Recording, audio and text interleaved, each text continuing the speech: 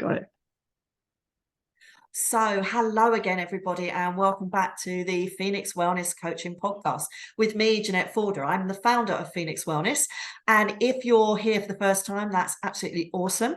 But just to let you know, what do? I am a menopause coach, and I'm now calling myself a transformation coach, because what I do is transform menopause for individuals and, more importantly, for organizations, so that your experience can be so much better. But I'm also now becoming a bit of a prolific podcaster. I am on season 2.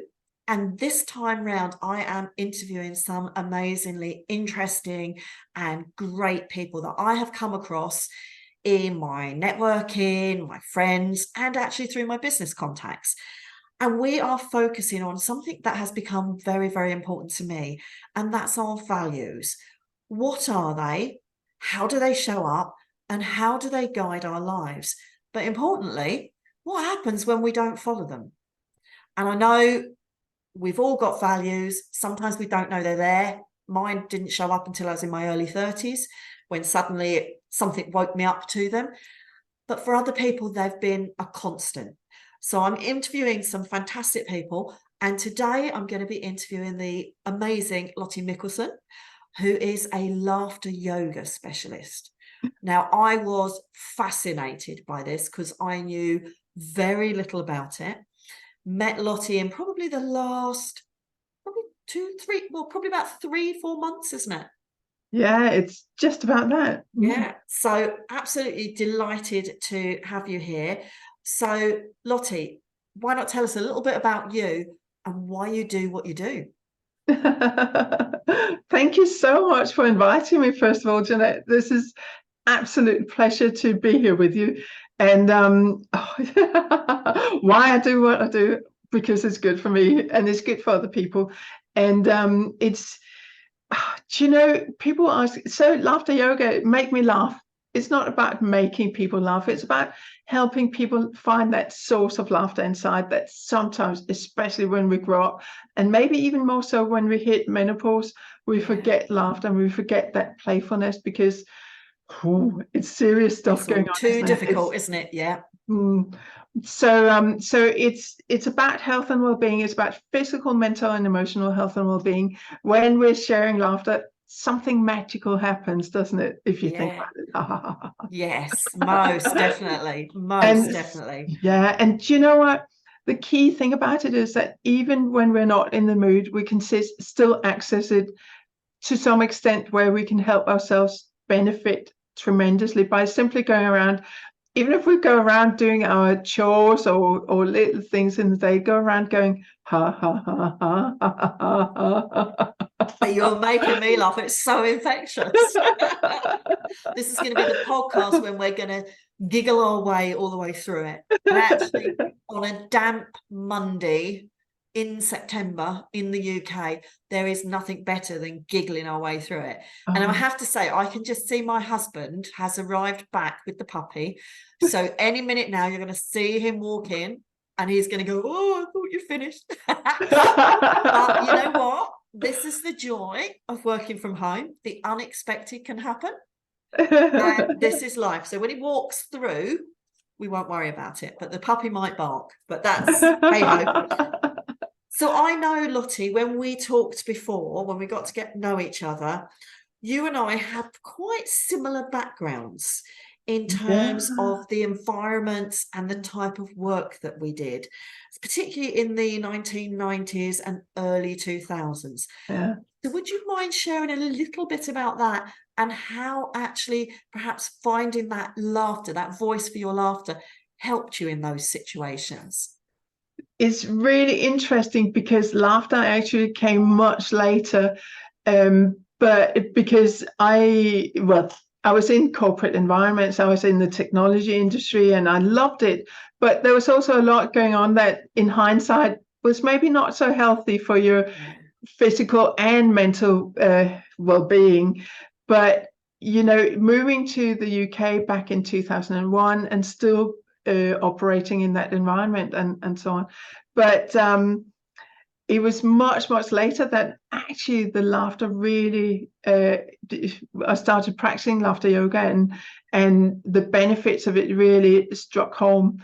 The funny thing about it, though, is when I met, this was on our 25th anniversary with my old class in school in 2008, I think it was. We literally just celebrated 40th anniversary a couple of weeks ago, Oh, wow. and got together, the old class from school. That's But 20th fantastic. anniversary, and we sat there. We were, what, 12 people or so, including two of my favorite teachers from back then. And we were doing this round as you do, what are you doing now? And it was my turn, and I said, oh, I teach people to laugh. And it just went completely quiet, because I knew back then I was rubbish at telling jokes and so on. So it was just totally quiet. And then someone said, of course you do. I was like, what do you mean by that? Well, you used to always have laughter and smiles for everybody and so on. And I think we sometimes forget, and life does Yes. become this serious thing. And we get tied up in the banter in the workplace, which is actually not necessarily very healthy, Yeah. because it's always directed at someone or a group of people. And that's why laughter yoga is just so amazing. Really. When I was listening to you then, of course, I was in investment banking for many years. So again, a very male-dominated environment. In the 90s, lots and lots of banter, and definitely very unhealthy, a lot of it. And I recognize that. But I also recognize when you're talking there, actually, for me, I use laughter a lot, not to cover when I'm feeling uncomfortable or insecure, but I use it when I feel there's a conflict situation. So I will always use humor to diffuse issues in teams and things like that, which is fantastic. It doesn't always work. I don't always get it in the right place. But for me, that's a way of letting out that emotion of, there's something going on here. Yeah. Let's work out. Because I always feel that when people can smile and laugh about themselves as part of that group, it can somehow diminish the problem. Yeah. Is that your experience, or is that just me making it up? Laughter, no. You got something right there. Yay. Yes. But you know what? It's laughter is a stress response. We often use it to respond to whatever stress that either in the group or in ourselves. And we can go either way, tears or laughter. Some people go quiet because they don't want to express all that. But so laughter is a really great tool to use in these situations. And it's not only is it great to diffuse the situation, but what happens is when we laugh, and we just laugh, we quieten our minds. And our minds in those situations are so busy making everybody else wrong, as well as ourselves, and trying to find out what is going on here that I can solve easily. So when we use laughter, we quieten all these voices. It sounds like a different story. Don't worry, full of personalities on this side of the interview for sure. The constant radio station there. Yes. And then we tap into a space where we find creativity and solutions from a different angle than what we may have done before. And if you think about it, if you're in a situation where, even if it's a slight conflict, and you're trying to search for a solution, and you're trying to think up a solution, you're thinking in the space where you've already tried before. And if that solution has never worked in the past, chances are it's not going to work again. And that's where, when we're laughing, we're accessing the other side of our brain, where totally untapped territory of creativity and fun and playfulness. Doesn't mean we're always laughing in these situations. That's just fantastic, because I was sitting there thinking, oh my God, so laughter is a form of mindfulness. Yeah. So it's a stress moderator. But I love that creativity, because it's almost like it's giving you a break between what the problem is. It's giving you that emotional break that you can clear it all out and then start thinking differently.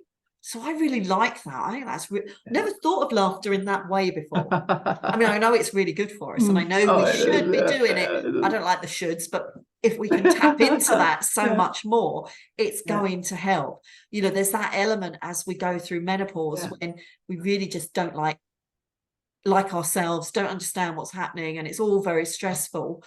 And the laughter comes from other people making jokes, Yeah. which isn't a nice place to be. But when we can actually smile a little bit around where we are in this space and start to laugh from our own perspective, then that's got to be really, really helpful.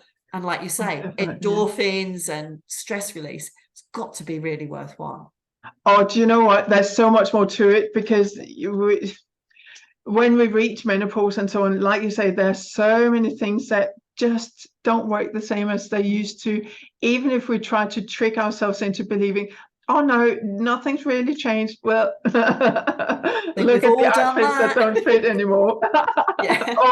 or just the things you eat, or other things you do to comfort yourself that you don't even think about as comforting yourself. It's just how your habits change. And laughter is a great way to keep ourselves sane. And like you say, it's a great mental or mindful practice, because when we laugh, we cannot be in the past and we cannot be in the future. We're here. We can only be in the present. Absolutely. Yeah. And not only mindful, but it also relates back into NLP, because we're creating these what they call anchors when we're doing certain things. And when we're in the morning, when we look in the mirror and go, ha ha ha, we know it's not real, but it's our permission to kind of tap into this change that happens when we're laughing, because it's endorphins, of course, our happy chemical, but it's a whole cocktail of joy that we release. And one of the things, and this is really important also moving forward into the darker months in the northern hemisphere anyway. If you're in the southern hemisphere, it's nice sunshine. but we're lacking those sun hours, and the levels of serotonin is reduced. And serotonin is our natural antidepressant. And when you're laughing, you're encouraging the release of this, and it's really important in any situation where you're feeling low in mood, because that's where, oh my gosh, maybe we're not producing the levels of serotonin we need to maintain our mental health big time. Oh, that's fantastic. You just don't realize that something so simple is so powerful. I know. But then that's, our bodies actually know how to heal themselves. Yeah. And that's we, for whatever reason, go and try medicines and all sorts of stuff. But actually, if we just took time to listen to what our bodies need, it would be so much better. Do you know what? I think one of the most important things is what you're saying there, that we're often so quick at just accepting a prescription, where in fact our body is like this factory. Endorphins and serotonin, one thing, when we're smiling and laughing, we're also connecting with the thymus gland, which is where we have the production of our immune system cells. And it's just one of the key things in fighting illness. And when we're stressed, we're reducing that production. And of course, it's easier for us to catch all sorts of coming from all angles that we don't want. And that's when we're watching the news and it's all bad news all the time, because everybody likes to see someone else that's suffering for whatever reason. So it's all that bad negative stuff. And I was also thinking, when we're laughing, really laughing from the belly, it's actually really good for our lungs as well, and our diaphragm. The way it will, change the way we're breathing, because invariably you have to do that deeper breath as well. So it's good all round. I am one of those that will laugh so hard I'll end up crying, coughing. And now I'm of an age, peeing as well. But that's not sure. But again, that saying. You know that old saying, I laughed so hard that tears were rolling down my thighs. Isn't that what they're saying? You can't control everything, but you can control your laughter in some way. And I think it would take control of it and choose it, instead of doing those shoulds and coulds and if only and so on. Because you know, it is literally just it's right there on our lips, isn't it? The Yeah, laughter, ha ha yeah, ha ha yeah. ha ha. And if It's we always don't so feel that, infectious talking to you. even when we just pretend, it does Yeah, trigger real laughter, doesn't yeah, it does. it? And I know before we talk deeper about our, our values and things like that, I remember, and I know I've recounted this story to you, I have a really good friend of mine that actually we met on the railway station whilst we were commuting, because I don't care, I'll talk to anyone. And we were standing there in, I don't know, it must have been a cold November, whatever, the train's late, everybody else is moaning. And I just turned around and was like, what can you do, kind of thing. And we got talking, and we've been friends for, I don't know, 10, 15 years now. But this particular lady, I remember, she had come through some very anxious stages, had some trauma in her life, and had discovered what I now know as laughter yoga. And that had really helped her. But what she used to do was she had a laughter circle that was 8 o'clock every morning. And she would without fail say to me, got to do my laughter circle, get on the phone. And I remember one wet morning, train's been delayed, cancelled, standing room only, and we're like this on the train all the way into Charing Cross. Everybody's steaming where it's getting hot on the train and the water's drying out. And she said, I've got to do my laughter. So she got her phone, put her headphones on, and she's looking at her phone, and she's like, here, because there's people standing all around, and she's going Oh, fantastic. laughing. And you could see people start to smile around her. And by the time we pulled into London Bridge, everybody that was within that radius was laughing along as well. No idea why or for what reason. And the fact was that actually what Jo was doing was fake laughing, because actually it was really good for her. And she had the rest of us actually physically laughing, not fake. But we weren't laughing at her, we were laughing along with her. And it is that the way it can actually impact everybody else, and everybody had been Absolutely. grumpy on the train, you know what those commuting days were like. And I always remember that, thinking that's just amazing. Absolutely That's actually amazing. fantastic. And do you know what? I love what you're saying, because I started the telephone laughter in 2007. And later on, I think it was in 2012, one of my laughter colleagues started the 8 o'clock one, because when I started the telephone laughter club, it was 7 o'clock to 7:10. And you dial into a conference call, 10 minutes later, bye-bye, and hang up. But not everybody could do 7 o'clock. So my colleague down in Kent, she started the 8 o'clock one, which has lots of people on there as well. And it's just a great way to set up the day, to be honest. Exactly. And that morning routine is so important, whether it is that we're meditating or journaling or laughing. That morning routine is really important to us. And I know we used to get on the train and people would sit down and go, oh, it's the laughing lady. And we then had conversations with other people that we didn't know who they were, but it was just that connection tool as well. Do you know what it does as well? It really clears your mind, because one of the things I found, well, I'm one of the people who, when I meditate, I love meditation when it's guided and someone tells me where to go. But I'm one of these people who, my head is all over the place if I have to sit and do something quietly. And laughter is a great dynamic meditation where you're removing thought and you're just starting on a fresh slate. And that's what I love about it. You start your day with 10 minutes of laughter, or 15 or 20 minutes of laughter, and you're just ready for the day without any preconceived perception of what it's going to be like, even if you kind of have an idea and so on. But your mood has just changed significantly. Yeah, absolutely. And I know in my last role where I was leading a team and going through perimenopause, so not a very happy, smiley, very contented person. I'm usually really positive, but I turned into a right witch at that moment. And I know that because the team told me. I asked for feedback and they gave it me. And it was really hard. But I know now, if actually I have been able to set up my day by doing that laughter before I walked into the office, I'm pretty certain we all would have had a much better day, because it could have left the crappy bits behind. And there's always a really good thing to remember with any team you work with, people who have fun get more done. And Yes. it's just that sometimes our head gets away with us. And not only that, but sometimes, I've heard people say they grew up hearing you have to work hard, you have to be serious to achieve and be taken serious in work or in studies and so on. Well, actually, the opposite is the case. And if you don't enjoy what you're doing, but simply do it because, well, you got to be seen to be serious and have a job and have this particular job.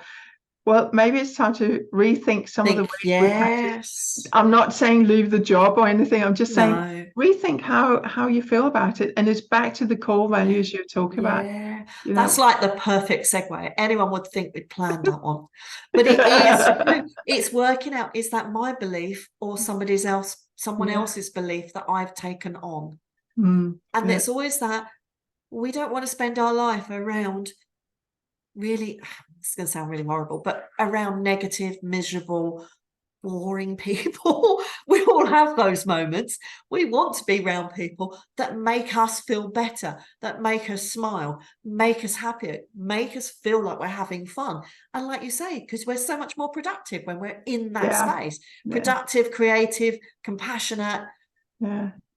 I had a coach once that said to me, you know what, you weren't put on this earth to have a really bad life. You were here to have fun. We're all meant to have fun and have a good life. Yeah. That's what we should go for. And if it's not fun, then why are you doing it? Yeah, I totally agree with you on that. Yeah. I really don't believe we were meant to struggle in this life, and we just make it that way because we listen to other people, and when we don't listen to them, we're concerned about the opinions that are, and the thoughts that are going on in people's minds. And let's face it, people are always going to think thoughts, and what they think is really none of our business. Yeah. But I also got to say that, that thing about we don't want to surround ourselves with negative people and so on. We're the first to create that change, and maybe we can encourage in other people to smile a little bit more. When we step into a circle of people, wear a smile instead of being concerned and so on. And I think we're just as people, I'm not pointing fingers at anybody, but I think as people, as human beings, we're so busy spending time in other people's court where we stay here and, be who we really are. We're so busy trying to be something that somebody else wants us to be, or that we think they want us to be, because we've never actually asked them what they want us to be, when actually we need to focus on who we are and who we want to be. And what we believe is the truth of who we are as individuals, isn't it? Yeah, 100%. So this now leads us into this whole values thing. And this is why I like talking to people to understand what they do and why they do it, because invariably their beliefs and their values sit right underneath, or they're right in the middle of that. So I know my values came to the fore when I was, again, working in investment banking and was asked to lie on behalf of my manager. And for me, that was a massive no-go area, not only because honesty is really important to me, because it is, but because my biggest value is trust. Suddenly, I no longer trusted him, and I worried about, could people put their trust in me if I was willing to lie for him? And the answer was no, and I wouldn't trust myself. So I walked away learning that trust is super important to me, and particularly trust, that not just trust I place in others, but trust I place in myself.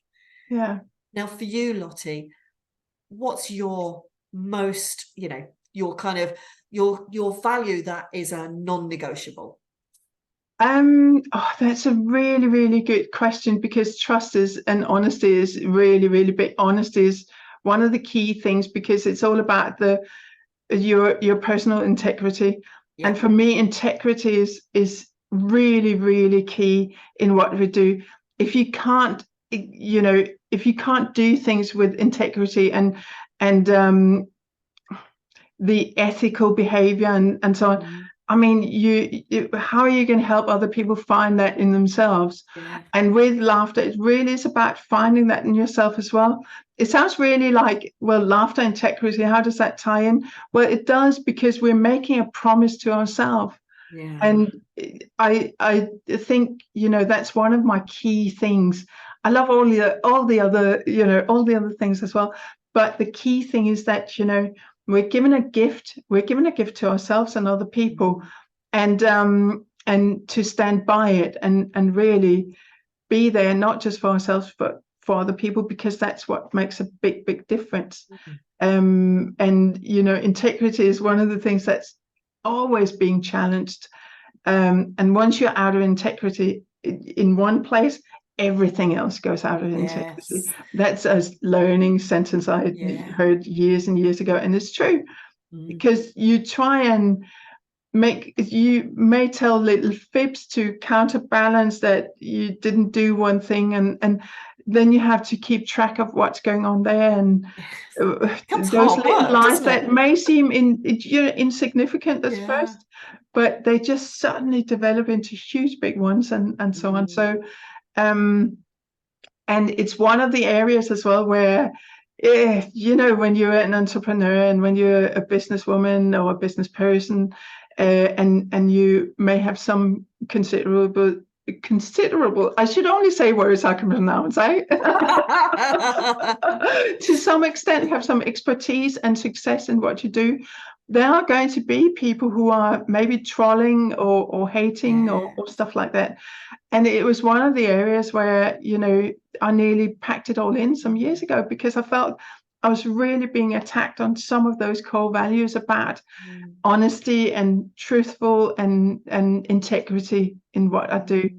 And that was just almost too much. I'm glad I did. Yeah. Yeah. Someone No. reminded me of actually who I am. And that was a really big, big turnaround for me. I mean, we talk a lot. It seems like it's become much more important now, when actually so much of what we do is like this. It's online. It's not physical contact, where you have lots of other cues that will tell you whether you fit with this person, whether they're in integrity with you as well, because we don't see all of the body language, although I'm doing this all the time, all of the body language and everything that goes with it. But we talk a lot about being in flow and being in alignment. Oh, yeah. And those, to me, are part of that same story. When we're in integrity with ourselves, we know what we stand for, and we know how that is portrayed in what we do and with those people around us. Our relationships and everything we do should be so much stronger. Yeah. So with that in mind, how do you, when you're not in integrity, either with someone or with what you're doing, how does that play out for you? I don't get up as early as I want to, or I just go and I sit and watch non-important telly or something, because it's like, I don't know what else to do, because it feels like such a huge big obstacle to be out of integrity, that how am I going to manage it? And I think, if people have their core values challenged, this is where our mental health really is impacted. And when our mental health is impacted, our physical health is impacted as well. And if it goes on and on and on for days, it's just not good for us in any way, by any measure. And this is where we can become really seriously ill, both physically and mentally. So because of the laughter I do, and I do it every day on the telephone at 7:00. Yeah, I am thinking, you know what? I'm thinking I'm going to need to join this. I'm going to start my day with a good old laugh. Definitely. I'm looking at all those different ways of starting the day. It's something like, when you're hooked, you're hooked. And when you have that, that's my kind of rock, my support for just maintaining both physical and mental health, and a way to get me out of that place where I feel, okay, it doesn't serve a purpose for me and everybody else who can actually benefit from what what I teach and what I do and so on. And I think it's that thing when you feel you have a gift to give to people, not because it's mine, because laughter is all ours. Yeah, it's everyone's. But when you can show how to access it more easily, it's kind of like you just want to share it. Yeah. And what's the point then of being self-centered and going into that? No, I'm just not going to do it because I'm out of integrity and I can't see my way out. So I know lots of people would probably sink into, okay, just staying there. But it's that so important thing about getting out of it as well. And just rebuilding it. And because it's not something that people necessarily experience outside of me, but when I experience it inside of me, where I think, oh my gosh, this is off, then it's for me to rebuild it for myself. And it's just a different energy once you're again back on track. It's just a different energy, isn't it? Absolutely. I mean, it's really fascinating, and it's something that I want to reflect on.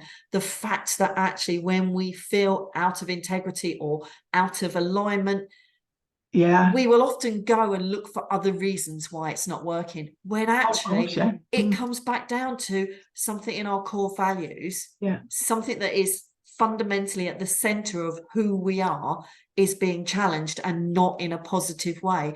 If we just went back and went, so what is it that's being challenged here?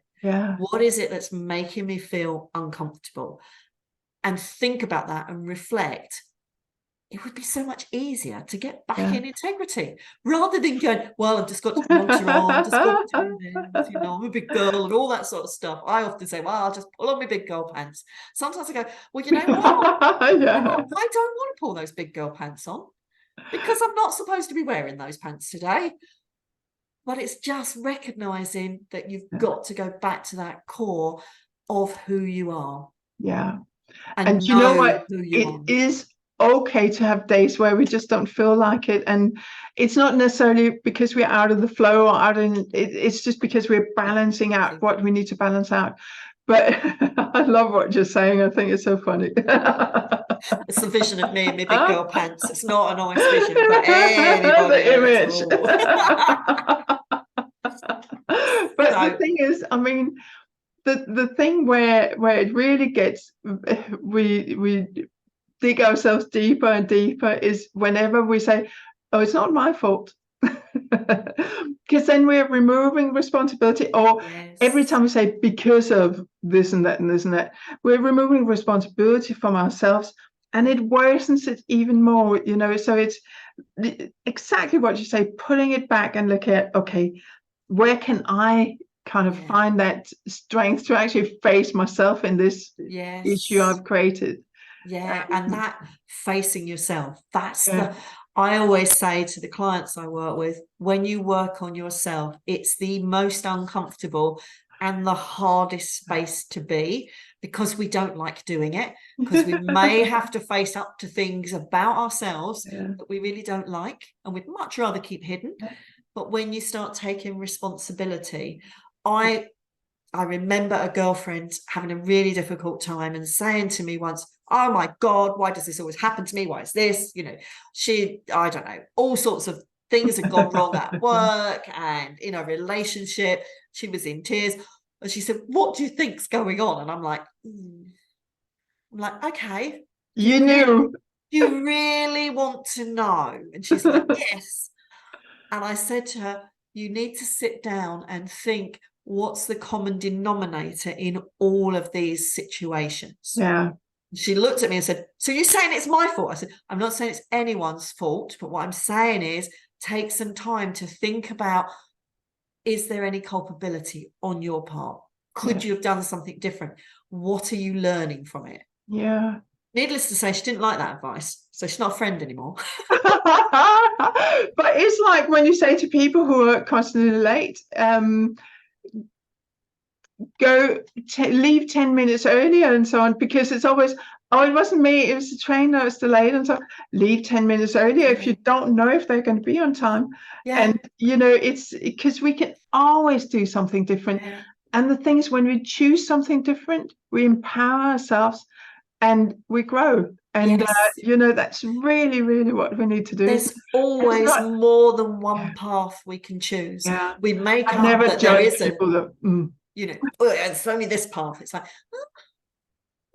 this or that. The So thing there's is to be non-judgmental, isn't it? And to be just kind and caring and look at it from different angles without fixing without fixing people, because that's we're not here so to easy. fix. I do it all the time. Yeah, I fix people, and I know it's not, but then I step back and say, okay, rein it in, and do something else, because it's not about fixing. It really isn't. It's helping them to find their way. Yeah, exactly. Or a And different that's exactly what it is with laughter as well. It's not making people laugh and being funny. It's about helping people find that source of the laughter inside. Yeah. It's fantastic talking to you. I could talk to you for hours on end, but I know we're all really busy people. But we can laugh at how busy we are and looking at diaries and all sorts of things like that. But before we bring the conversation to a close, there's a question that I ask everybody, and it's probably the only question that I have followed on my notes that I've got in front of me. But you know what? That's how these things go. We have a storyline. We don't often follow it, but it gives us a bit of a clue. Every conversation is different.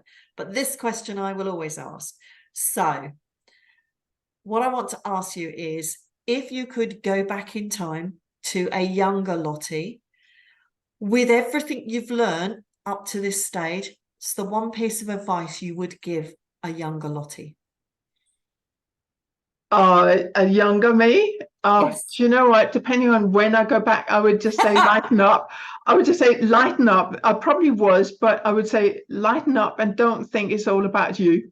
Fantastic. Yeah, it's not about you. But I love the lighten up from someone who practices laughter yoga and shows other people how to tap into the laughter that's inside of us. Telling yourself to lighten up is really fantastic. I love that. I get all sorts of really deep things that people say, but I love that. Just lighten up. That might actually be the name of this podcast. It's not all about you. Lighten up. No, but you know what? If you say too much to your younger self, they're not going to remember it. Yeah, that's very true. And also, we might change our path. Yeah. Whether we change it to a better path or just a different path, who knows? Yeah, exactly. Because my matrix conversation now. I love it. I'm all for that. I should have been a student of philosophy. I can speak with you for ages as well. Oh, that's definitely a totally different level, isn't it? Yeah, it absolutely is. I have loved talking to you. Really good conversation. Lots of things that really resonate with me. That being integrity. I've written down that you're making a promise to yourself. I love all of this. The way that laughter is a mindful activity. It's so good for your mental and physical health. How actually integrity is so important to you. And of course, lighten up. That could be a lesson for us all. I don't know what I'm going to call our podcast, but I really like that. So lighten up, maybe.